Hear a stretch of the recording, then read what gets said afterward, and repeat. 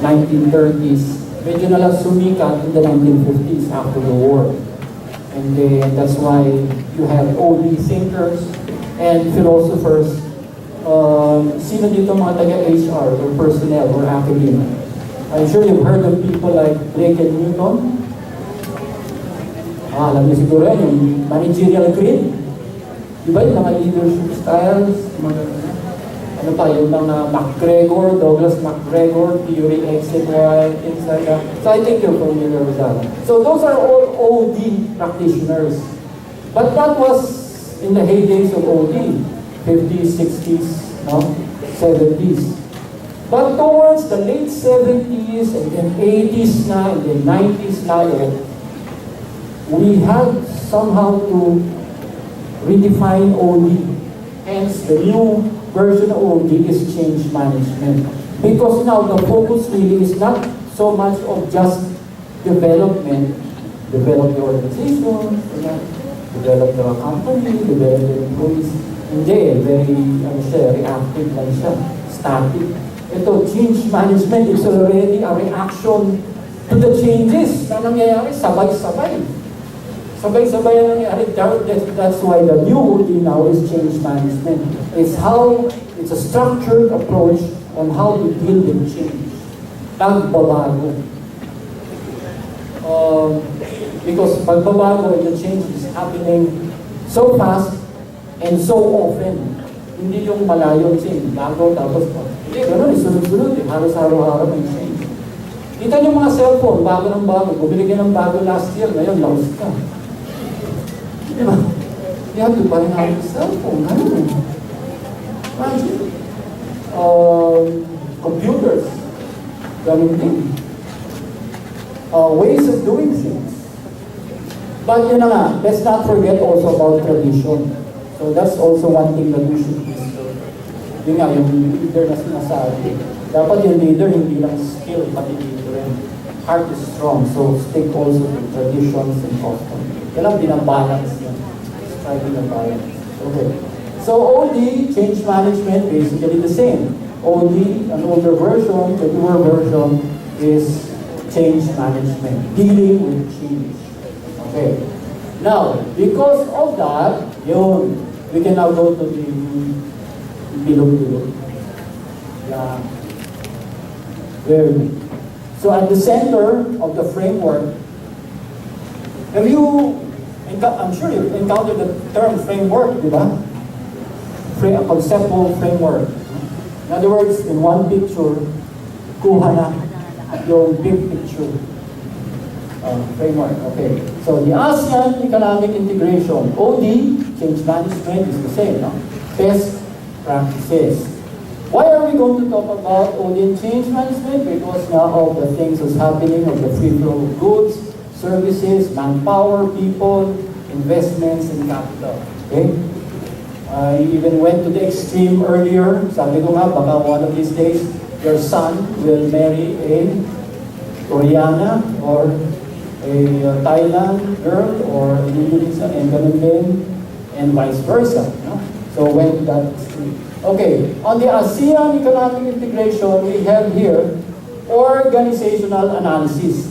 This is a best practice done by Singapore. Later on, we will have the former Prime Minister of Singapore, organizational analysis. This was also mentioned by Mr. Judy Del Mundo a while ago. Audit your environment, he said.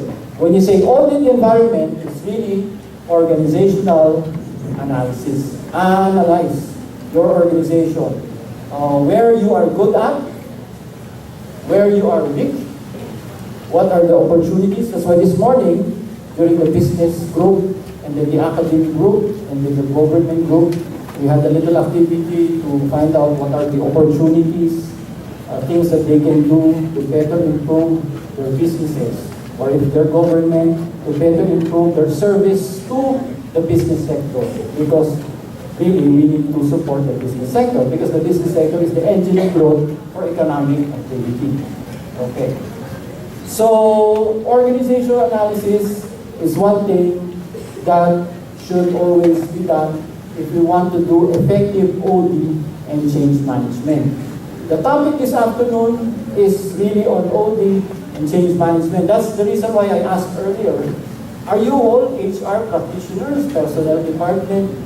Some of you said yes, while the others no. So for those who said yes, this will be very helpful for you. For those who said no, right now this may not be directly helpful to you because you're not in personnel, you're not in admin, you're not in HR, but this will eventually be helpful to you if ever you'll be in HR admin or if eventually you will be managing people under you. Because if you become a person, a leader, so yung sinasabi ng ADP, strong leaders, being a supervisor, a unit leader, a manager, a division head, superintendent, a director, and others as a leader, you need the skills of HR management, OD management, and change management. Because management is, I'm sure you took this up many years ago, management is what? Getting things done through and with other people. Very good. Because a company or an organization will not run without very good, capable people. Tao. Suma total, tao pa rin ang magpapatakbo dyan. A company or an organization, a government agency or company or what can have the best computers, can have the most money in central bank or in their bank accounts and treasuries and all. But if they have lousy people, poor recruitment, or they're already hired, they're not productive, wala, the company will go down. So importante yung skills. And aside from skills is also the EQ, the emotional quotient, diba? The ability to become loyal to the organization, to take care of the organization. Diba? That's why you have in the government sector, what are the traits that are required of civil servants? Diba? You have integrity. Integrity. So that is the soft side, not the skill side, the soft side, integrity. Okay, so organizational analysis. Okay, that is the best practice. So mentioned earlier, if you're in HR, directly helpful to you. If you're not in HR or admin now, this is indirectly helpful to you. You can use this in future or when you become as a businessman. You're handling people, this is important. When you expand business. Kasi when you expand business, naturally you need capital. Punta ka ng BPI, punta ka ng Metro Bank, to borrow capital. Okay. Now, before you borrow capital, before you do your business expansion, you have to do organizational analysis. Find out yung kumpanya ko, yung business ko, yung sari-sari store ko, o yung warehouse ko, o yung restaurant ko. What are my strengths? What are my weaknesses? What are the opportunities? What are the strengths? Is my food good? Do I have customers? Do I have loyal customers? Or do I only have seasonal? Things like that you have to take into consideration. And besides, when you apply for the loan, the bank will interview you and ask you about organizational analysis and really ask you, ang negosyo nyo ba? Saan malakas? Saan mahina? Diba? So all the same, you will have to do this. Next best practice is communication and coordination. This was also mentioned in the film earlier, sila Judy Del Mundo earlier. Communication. So when we communicate, you have to communicate clearly to your people. Okay? The classical approach, you giving the message, meaning you are the sender. If there is a sender, yung pinadala mo na message, sino siya? Receiver. Very good. And then yung nakalook na gano'n, what is that? The message. Diba? The message is what? Please submit the report within 30 days. Oh, that's the message. Is that already complete information? Is that already complete communication? Huh? Yes or no? No? Bakit? Wala? Very good. Galing. There is no response.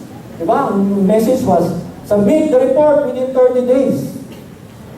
Okay? But that's not complete communication because tama yung sinabi mo, response. There should be feedback. Diba? Diba? So, tatanungin uli ng sender. Diba? Kasi sinabi ko, submit the report in 30 days.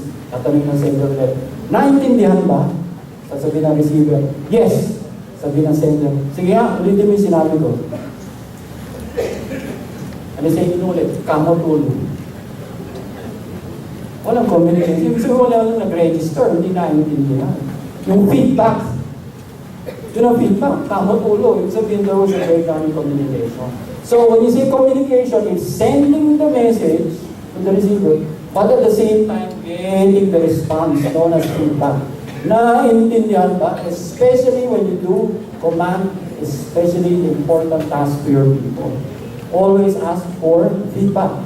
Naintindihan ba? Kompleto ba? Okay? Yes sir, okay lang. Sige, punta na kayo. Teka, bago kayo umalis. Ano nga yung sinabi ko? Pakiulit niyo.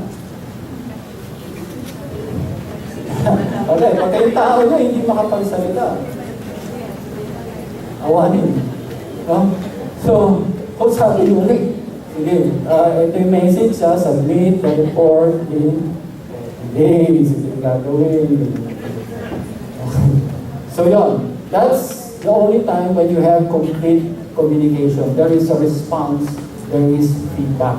Kasi tayo, mahilig lang tayo sa send message lang without ensuring sa atin na naiintindihan ba, nakuha ba yung message, or the receiver knows what to do after your message. Now, of course, the reason why we have communication really is because of coordination. That's why you have communication. It's easy to coordinate it because may task na tinatawag. May trabaho, diba? There is a task. So, if you have very good communication, automatically it will follow. There will be coordination. So this was mentioned earlier also in the film, a while ago. Check your communication lines. Diba? Sabi ni Julie Del Mundo earlier, of Management Association. What communication channels are you using? And is it clear? Okay.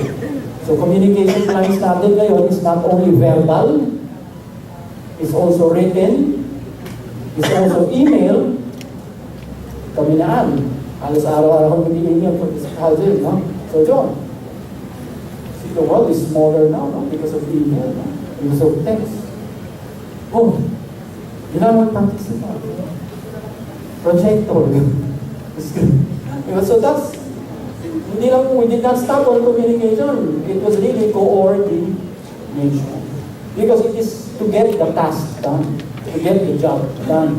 Why? Because we belong to management. Sabi ko nga kanina, 30 minutes ago, because management is getting things done through ending people. Why do we have to get things done? In the first place, why do we have to get things done? Yung papasok yung integrity. Bakit? Kasi bayad tayo. Pinabayaran tayo. Sinisweldohan tayo to get things done.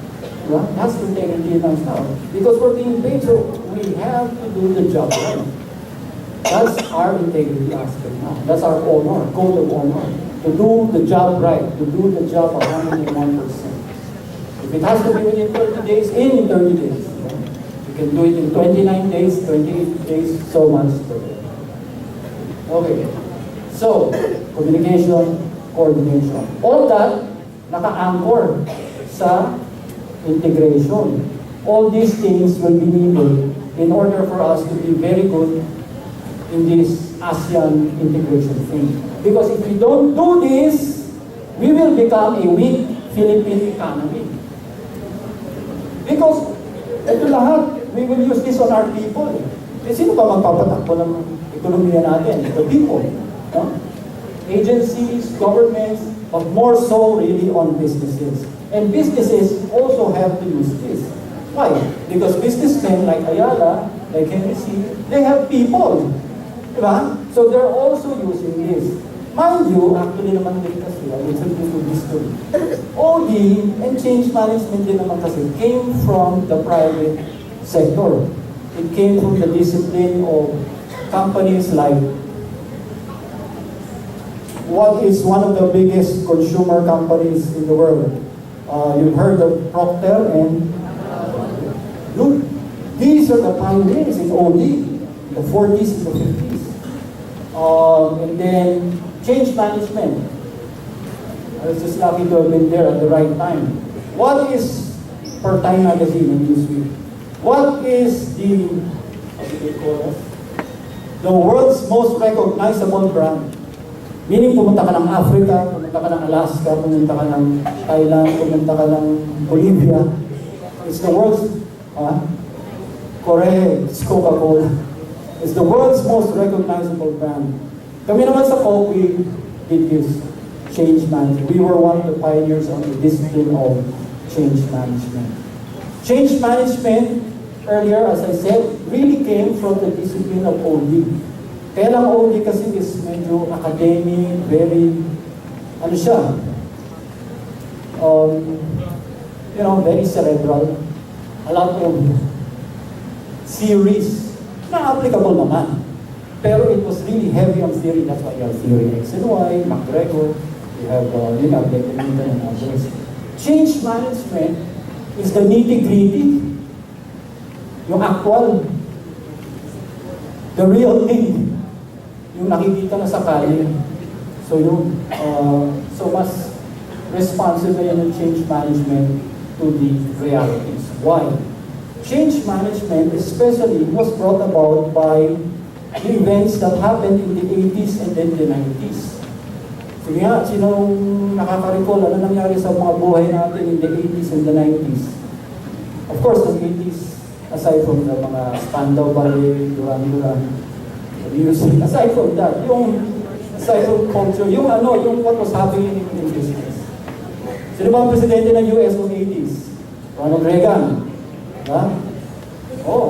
Very prosperous time in the Philippines. In the US. Sino ang presidente ng Pinas noon?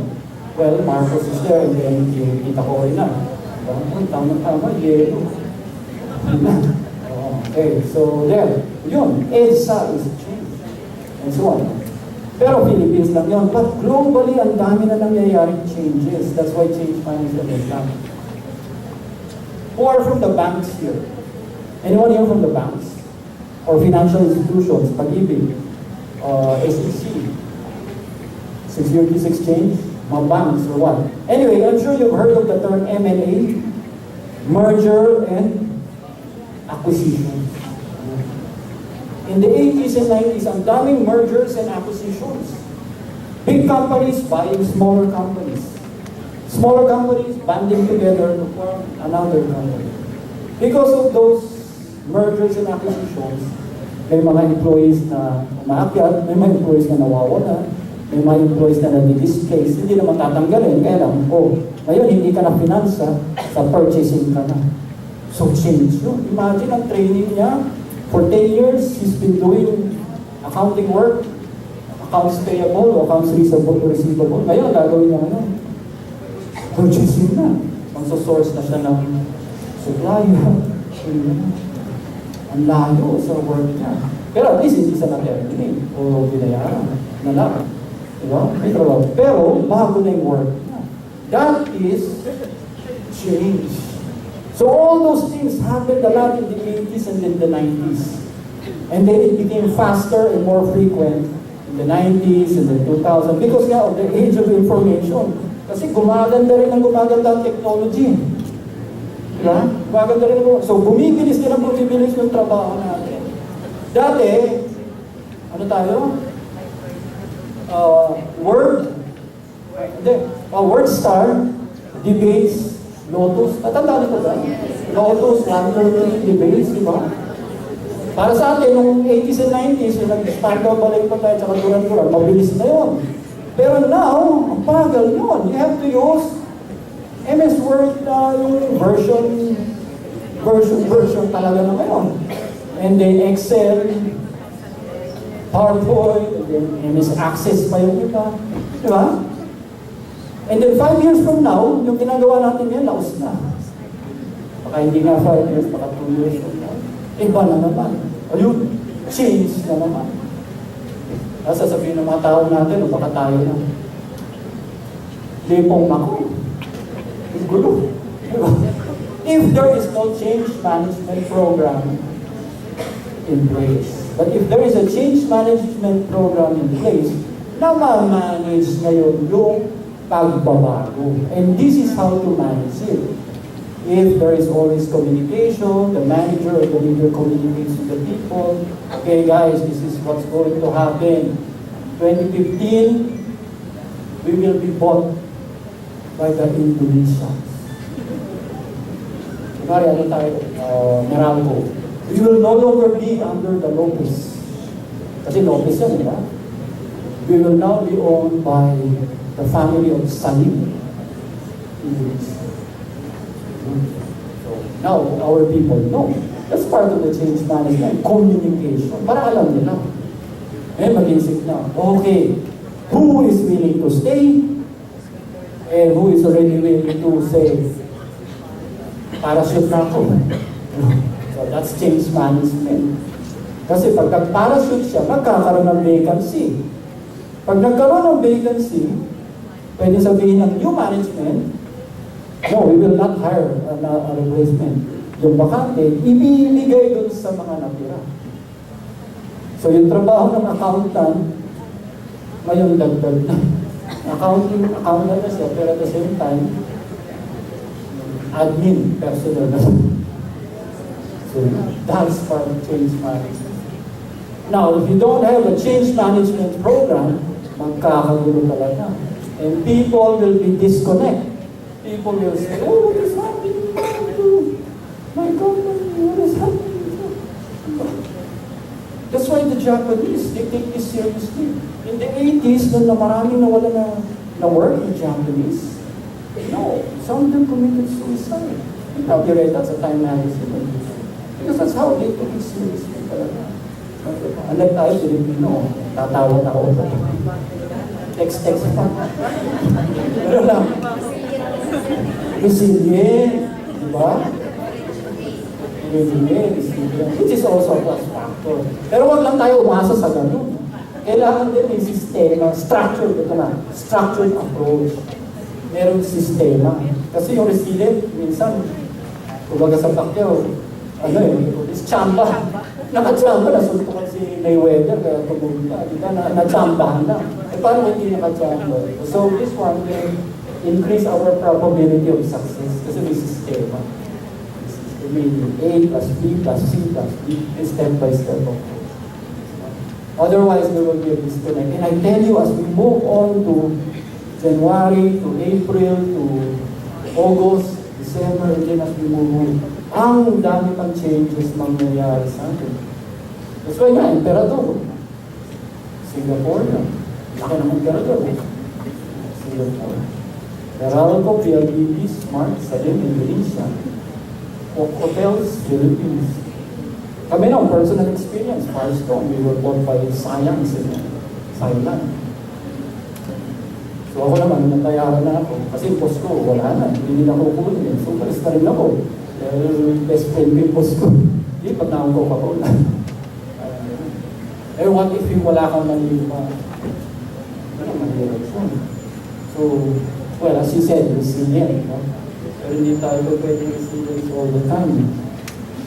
Kaya minsan, pagka ganitong may na sistemang ganyan, nagkakagulo, tatanungin ng kasama,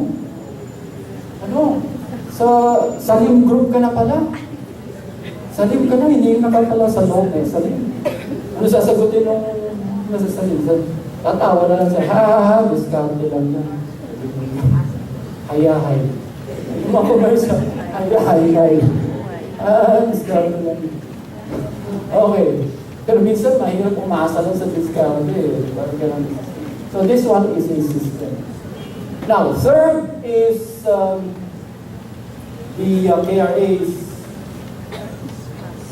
the third practice is the KRA's KPIs. I think most of you have done this before. Ano na yung KRA KPI?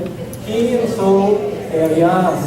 And the KPI is Key Performance Indicators.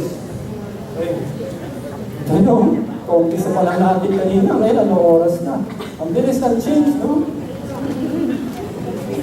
Sinek ko lang kasi yung oras eh. Because time is an indicator of change. Diba kaumpisa pa lang natin kanina, o ngayon ano oras na? Okay, KRA is KPIs. Which is more specific? KRA or KPI? You must more specific. KPI, very good. Because KRA, result area, is a general area. Like, for example, in our private sector, pagka taga-sales ka, ang KRA mo is what? Siyempre, bringing money to the company. Sales volume. Number of units sold. Number of chairs sold, number of ball pens sold, number of mineral water sold, number of beer water sold, San Miguel Corporation. Kami, we measure it in cases. San Miguel, ako. We have bottling lines that produce 1 million cases a week. Ano, kabilis? It's rapid. And that has to be sold also, 1 million cases a week. Dapat corresponding, ganito yung kabilis. Anyway, so the KRAs are what? Sales volume, market share, profitability, customer satisfaction, yun. Pero broad pa yun, KRA. You have to, in order to be able to manage it, you have to make it specific. Diba? Manage it. So you have to convert the KRA to KPI. Diba? Now, if KRA is sales volume, how do you convert now sales volume to a KPI para maging specific? Sige nga, yung mga may businesses dito, please take note of this because you're going to need this. Okay, if the KRA is sales volume, in order to turn it into a KPI, it must be turned into an objective. Kailangan maging objective siya ng tao mo. Salesman ba yan, or accountant ba yan, or what? Okay. So if the KRA is sales volume, this should be turned into an objective.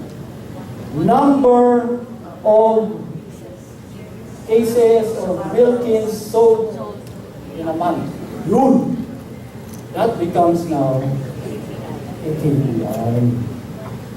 So, if the objective now is, diba, sales volume, if the objective now is 1 million cases of mineral water every month. 1 million, every month.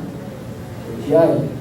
The actual performance, kasi management, the actual performance of your salesman or the people under you, your businessman, is only 700,000 cases a month.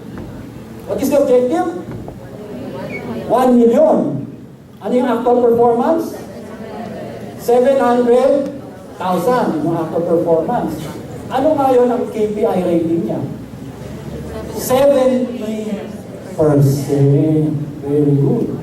Eh what if ang passing rate natin sa kumpanya natin, let's say mataas ang standards natin, 90%. So yung salesman na yun, is he hitting quota or ano? He is substandard. Now, because you are a leader, nakikita niyo lahat ko na-hit. Okay, 80% is stronger leadership. Now, if you're a very good leader, if you're a very good manager, now you have to manage it. Yung salesman A mo, si Juan de la Cruz, only delivers 700,000 cases a month as opposed to dapat 1 million. So 70% lang rating niya. So what do you do as his manager or leader? 70% lang rating niya. What do you do? What? Okay, give him a quota. Eh, let's say, may quota. Yung quota niya, 1 million. Talk to him. Kausapin. Diba? Oh, pare, anong problema? Bakit? Eh, paano boss? Yung truck ko naman, parating flat. It's our fault pala as the leader. Because ang binibigay natin na truck, ang huwag gulong, retread. Puro retread. Kalbo na ba? Hindi bago.